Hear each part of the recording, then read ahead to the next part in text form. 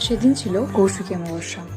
প্রায় প্রত্যেক বছরই আমরা কৌশিকী অমাবস্যার দিন মা তারার কাছে পুজো দিতে যাই। এই কৌশিকী অমাবস্যার মাহাত্ম্য অনেকে কম বেশি সবাই জানে, তাই নতুন করে বলার কিছু নেই। এই দিনটায় আমি পুজো দিই, আমার পরিবারের লোকেরাও পুজো দেয়। আমাদের বাড়ির কিছুটা দূরেই তারামার মন্দির আছে, সেখানেই যাই। তোমরা যারা আমার ভিডিও ফলো করো তারা নিশ্চয়ই জানো আমার বাড়িতেও একটা মা তারার পিকচার আছে। মা তারার কাছে পুজো দেওয়ার পর মহাদেবের মন্দিরেও গেলাম পুজো দিতে। কেউ ছিল না, শুধু ধূপ মোমবাতি জ্বালিয়ে চলে এসেছিলাম। দেরি হয়ে গেছিল বাড়ি আসতে, কারণ বাড়িতে এসেও একটু পুজো করতাম আমি। কৌশিকী অমাবস্যার দিন আমি ঘরের চারিদিকে প্রদীপ জ্বালাই, যেমনটা দীপাবলিতে বা কালী পুজোতে মানুষ করে থাকে সেরকমই।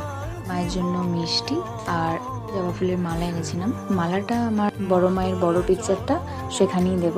এরপর চারিদিকে আমি প্রদীপ দিয়ে সাজিয়ে দিচ্ছি। তোমরাও কি কৌশিকী অমাবস্যা করো বা এই সম্বন্ধে কিছু জানো? কমেন্টে কিন্তু জানিও। আজকে চললাম। মা তারা যেন সবাইকে ভালো রাখে। জয় তারা।